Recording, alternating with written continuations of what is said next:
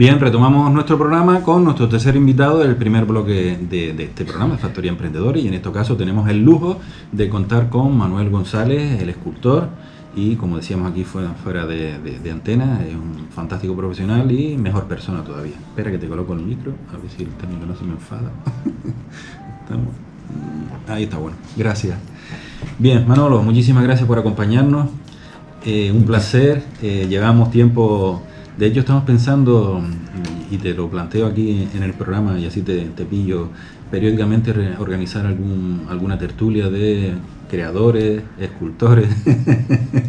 que cuenta, que estás señalando que pasa, ya te lo propusieron. No. Muchas gracias por invitarme, encantado de estar aquí contigo. No, porque está viendo Asunción por aquí, también me reclama la tertulia. Bueno, muchas gracias por la invitación. Venga, es un placer, eres escultor. Manolo, di tú las obras que tienes, porque está la de la ballena, recientemente la del Pastor Herreño, ¿no? Cuéntanos un poquito cómo surgen estos temas. Bueno, yo no voy a contarme aquí mi currículum. Sí. No me gusta en absoluto. Pero bueno, ya tengo la trayectoria bastante consolidada. Sí. Desde luego a nivel local, sí. Y bueno, el lunes instalé la escultura en el Hierro, Pastor Herreño, en homenaje que me había encargado el Cabildo del Hierro hace ya 2 años, y bueno, toda la tramitación pública lleva su tiempo y al final ha salido, y bien, estoy muy contento, y una satisfacción también por parte del comitente del Cabildo del Hierro, las personas, está muy bien, técnicos que la foto que has puesto está espectacular. Una pieza de gran formato, 4 metros de altura, y ha quedado bien integrada en el paisaje, al punto que el mismo fundidor que trabajé, bueno, la escultura la trabajé aquí en el taller mío de Las Palmas y se fundió en La Laguna, en bronce escultura. Y el fundidor cuando colocó dice, oye, parece que llevo toda la vida ahí. Locales. Qué bueno, ¿no? Sí, eso en fin de cuentas que ha sido, que funcionó, ¿no? Que quedó encajada perfectamente en el sitio y se empasta bien y funciona bien desde el primer momento. No suele pasar, porque ya vimos al Tritón, tuvo sus momentos, ¿no? Sus momentos en la ubicación aquella en la que había un desacuerdo entre la parte originaria de la escultura, en el momento en el que uno la idea, la crea y la concibe y genera la misma escultura desde ese momento tanto emocional y discursivo, el racional. Y después resulta que cuando llegaba el momento hubo la necesidad, el reclamo popular de que aquello se reubicara o se levantara, ¿no? Se viera de otra manera, porque había un desacuerdo. Alguien me dijo, no, está equivocado. Y dice, no, equivocado no puede ser, porque posiblemente si no se hubieran dado los parámetros con los que yo concebí la escultura, aquellos parámetros no hubiera sido esa escultura, hubiera sido otra. Claro. Sí, era como decir, no, qué buen hijo, pero que, como era, dice, no, es que renunciar a la línea filial de la persona, dice, no, ese es el origen de la pieza. Después tuvo una reubicación en función de una demanda popular, sobre todo, ¿no? No fue un capricho ni fue un empeño mío, porque yo en aquellas circunstancias, cuando contaba, narraba tanto al alcalde, que ya en ese momento era la escultura, fue un encargo del alcalde de Saavedra, y después fue el encargo de reubicar fue del alcalde Cardona, y cuando yo le conté a Cardona un poco le expliqué toda la filosofía, ¿no? Todo el origen de aquella manera en que se veía la escultura, y dice, oye, pues una pena que se vaya a perder esto. Y digo, sí, pero una pena también que está explicando los 2x3, ¿no? Así que hay un desacuerdo que no vamos a tomar como un desafío, ni mucho menos. ¿No? Se tira para adelante. Se tira para adelante, ¿no? Y se resuelve, porque al fin de cuentas la obra pública es una obra que no es mía. La razón de la originaria de la pieza sí soy yo, pero una vez que pasa al público es de todo, ¿no? Es de todo. Obviamente conviene, bastante prudente, que el criterio del autor esté presente también siempre mientras el autor esté vivo, ¿no? Sí.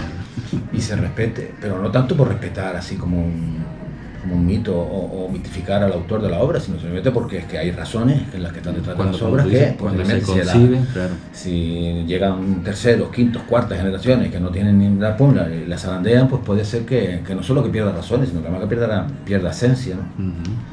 Pero en este caso, bueno, todo desde el consenso y desde el buen entendimiento. Ahora estás con la escultura de César Manrique, ¿no? Hay un proyecto también súper interesante también, he visto la maqueta también, fantástico, ¿no? Sí, se constituyó una asociación en Lanzarote con el único objetivo era de de promover una escultura no maneja César. Yo tenía, yo creo que era hace 12 años, preparado ya esta pieza que bastante concebida, ¿no?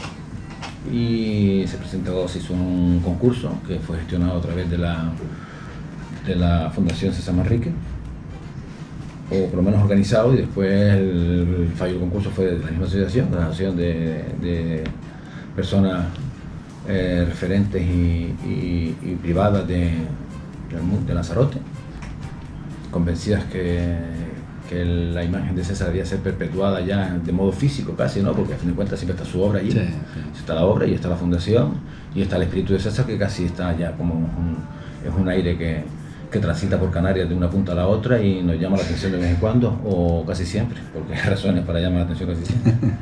Se le da motivo, ¿no? Para seguir oyendo la voz atronadora de César en aquellos momentos magníficos de vehemencia en el que decía lo que había que decir. Y se la atendía casi siempre, ¿no? Por lo menos. Bueno, se falló el concurso y me lo adjudicaron a mí. Qué bueno. Con la pieza esta, y estoy ya en ello, porque fecha límite es abril, que es cuando se cierra el centenario del nacimiento de César. Ya estoy trabajando en la pieza. Cuando te encargan una obra, Manolo, ¿cuál es el proceso? ¿Hay un proceso consciente de esa gestión de ese concepto, de ese análisis, o es solo inspiración? Evidentemente, para que haya inspiración tiene que haber unas bases previas, ¿no? Pero tú te sientes y dices, ¿y razonas? O aquello de que, la ¿cómo es el del tema? artista es como una suerte de mito que trasciende, más que un mito, parece también diría yo un bulo, ¿no? Porque no es una epifanía, una llama que te viene del cielo así como un Pentecostés y de repente, ¡wow!, me vino, ¿no? Esto es primero años de trabajo que te hacen ser más resolutivo, experiencia, que es eso, y horas de trabajo y de estudio y análisis. En este caso, pues la reciente escultura instalada en el Hierro es el comitente, que es el Cabildo del Hierro, me pide una escultura que hable del pastor herreño desde la perspectiva casi etnográfica e histórica de lo que es la cultura herreña, y eso significa ecosistema, significa economía, significa acervo.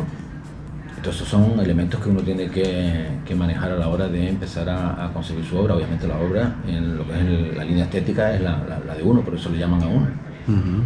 No tiene un estilo, ¿no? Se llama el estilo del artista, claro, ¿no? claro.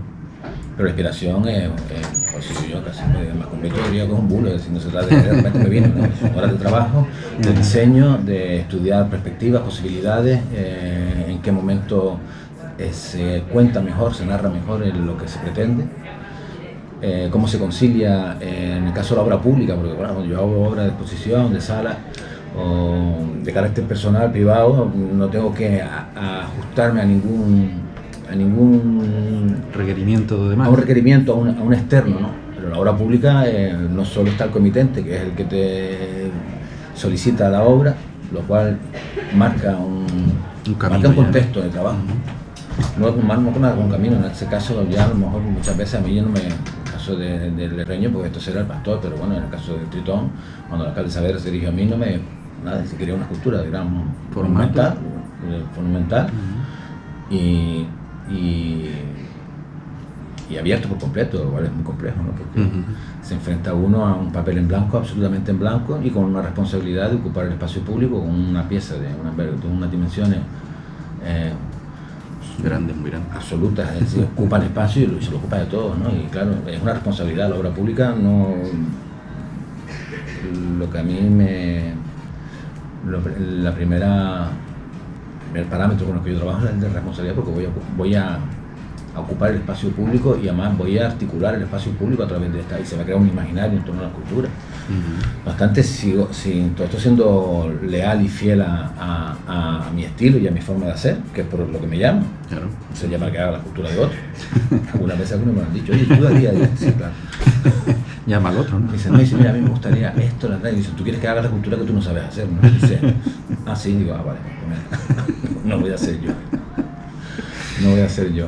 Pero sí, la obra pública tiene que manejarse varios parámetros. Primero es el espacio que vas a ocupar, obviamente las intenciones, hay una intencionalidad previa del comitente, que es el que te pide una línea, un tema.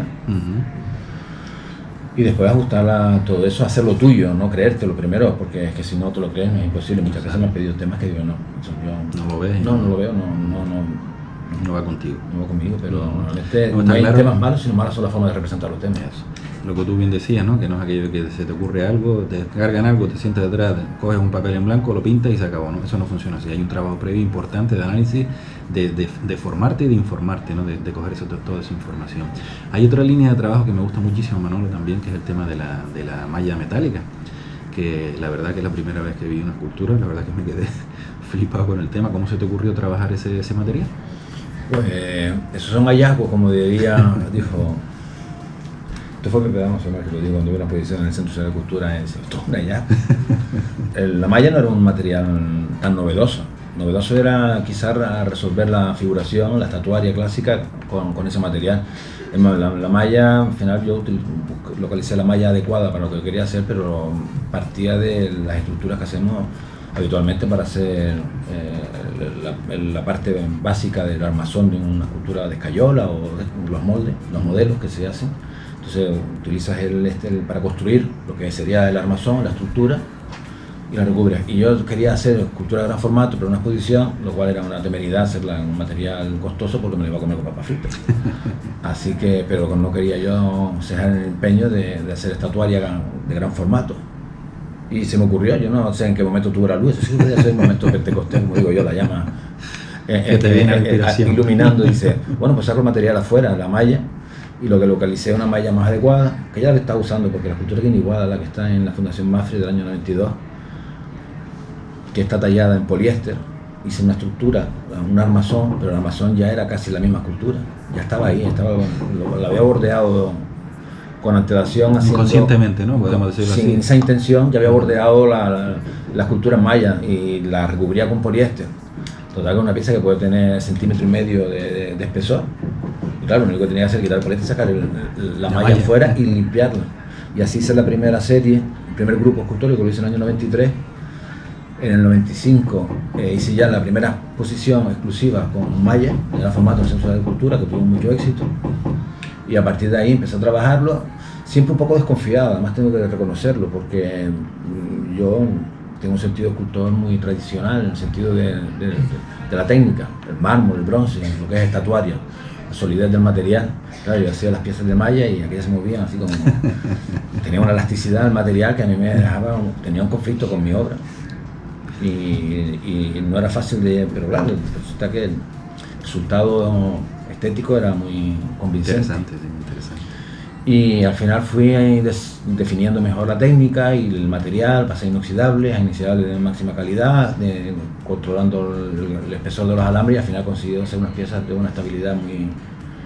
son muy sólidas, siguen siendo muy aéreas, son partísimas de transparencia, y al final es una obra que ha tenido mucho éxito, y es cuando yo me muevo fuera. Ahora mismo tengo exposición la semana que viene, el 5 se inaugura en Taipei, yo no puedo ir, una galería con mi galería Gonzalo León de aquí de Las Palmas, que tiene contacto bueno, están trabajando en colaboración.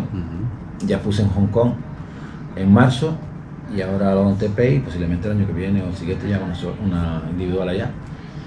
Y es con malla, porque claro, al final he conseguido definir la anatomía casi en el sentido clásico estatuario, y la paradoja entre este material industrial, la transparencia, con un hecho escultórico que más evoca el bronce o el mármol, pues genera una forma distinta de ver las cosas. Una forma distinta, ¿no? Y una aceptación por un público mayoritario. Sí, la verdad que bueno, ¿no? Sí, eso fue un momento más que de iluminación, sino fue un churro eso que sale y dice, qué bien. No salió, bueno, pero mira, ya la malla metálica la había utilizado Manuel Rivera del Grupo El Paso en los años 60. Pero con esa filosofía. No, de personas. Hacía abstracción, hacía abstracción, figuración poca. Y después la he visto yo abstracción, hay un escultor escocés, David Gray, me parece que se llama, mi inglés es infame. Pero sin ser falsa modestia, las mías son mejores. Resuelvo mucho mejor la anatomía, estas son demasiado rudimentarias y no sé, no llego no tanto las de Davis, hay otras que he visto también por ahí. No llego tengo la sensación de que lo rudimentario no es un elemento buscado o un efecto buscado, simplemente una limitación en el proceso. Manolo, para aquellas pocas personas que todavía no te conozcan, ¿hay páginas web donde se puede ver tu obra? ManoloGonzalezEscultor.com. Sencillo. Sí, sí. Y ahí está tu obra, toda tu trayectoria, todas esas Casi cosas. todo. Casi todo. Muy bien. Sí, la actualizo con retraso, pero la actualizo. Es una paradoja, eso lo actualizo con retraso, pero lo actualizo.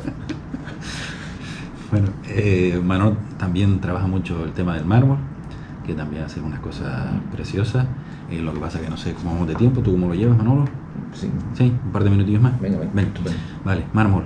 Te has movido, te has ido a Italia, te has formado, has interactuado, has compartido. Háblanos un poquito. Evidentemente el proceso de fundición es uno, la malla es otra, el mármol es otro, ¿no? Parece que los dos primeros salen de fuera hacia adentro y el mármol parece que la sensación es como de dentro hacia afuera, ¿no? El bloque, y tú tienes que ir cortando para que salga lo que hay dentro, ¿no? Técnicamente son procesos distintos. El resultado es distinto. Claro. La experiencia, lo que llamo yo experiencia estética del hacedor, que no es la experiencia estética del espectador de una obra de arte, sino el momento en que la hace la creación. A mí el término creación y esto me resulta demasiado solemne, ¿no? Y hacedor puede parecer, da igual, pero es importante. Yo los términos... ¿Tú te entiendes? No, yo me entiendo, no, lo que pasa es, como decía Wittgenstein, ayer estaba oyendo la radio, no sé qué, dice, no, bueno, si no se tiene el término no pasa nada, no significa que no existe. Dice, no, si no localizas el término y el término no consigues definirlo, no existe. Es que no llega a existir bien en el está mundo. Bien definido. Sí, eso lo decía Wittgenstein, dice, el mundo acaba donde acaba mi lenguaje, ¿no? El momento hacedor del mármol es una experiencia estética y vital que no he conseguido con otros materiales. Es mucho más lento, el proceso es distinto porque tanto en el modelado como en la tela metálica, en la malla, construye. Aquí no construye, aquí está sacando. Y genera una tensión serena, por decirlo de alguna manera un poco paradójica, debe ser que yo soy un contradictorio. Una tensión serena porque cada golpe es irreversible. Eso te da una quietud y una calma con la pieza que... Para mí el mármol llegué bastante tarde.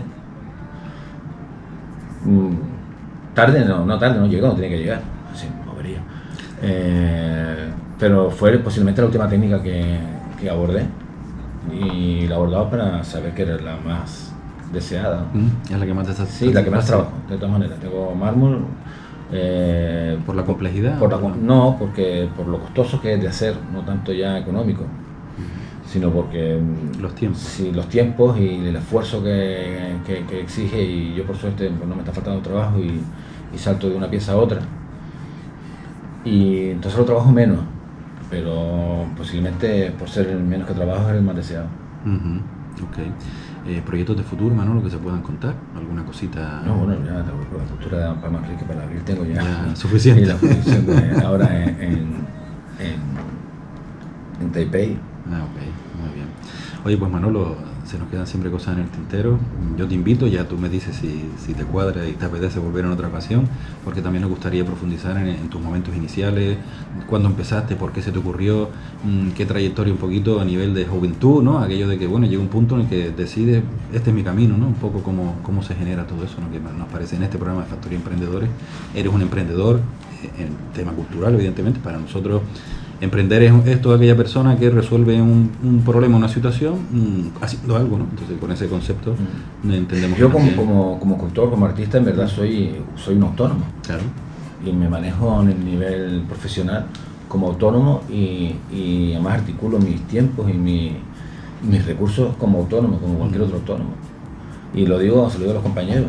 Ahora estoy de presidente de la Asociación de Artistas de AICAP, que somos profesionales y tenemos que gestionar nuestro trabajo como una suerte de empresa de autónoma, vinculadas a veces con alguna administración pública o no, alguna empresa privada o no, pero en verdad somos autónomos y como tal tenemos que gestionar. Y eso tiene camino, si quieres, porque el día que damos, y entonces seguimos hablando ya no de mí, sino de la profesión.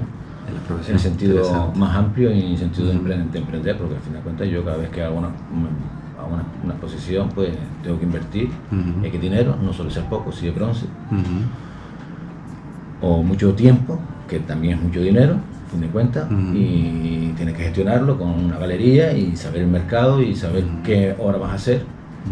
Y aunque pueda generar a muchos artistas se ponerse los pelos como cambia, esto es un producto. Al final, si tú lo estás poniendo en galería y es para vender, pues no es un producto que tiene un rasgo comercial matices, que no todo, pero para nada evalúa su sentido ni el estatus que se le quiera dar, claro. Pero en verdad después tienes que ser emprendedor, tienes que tener y controlar mucho todo esto para que si no no vaya. Pues hablaremos también, Manolo, de las dificultades igual del sector, del colectivo, de artistas, que creo que es interesante. Bueno, sí, pues hacemos una paradita, Hugo, y continuamos aquí en Factoría Emprendedores. Muchísimas gracias, Manolo, y nos vemos pronto. Muchas gracias, Carlos, un placer estar aquí. Un placer.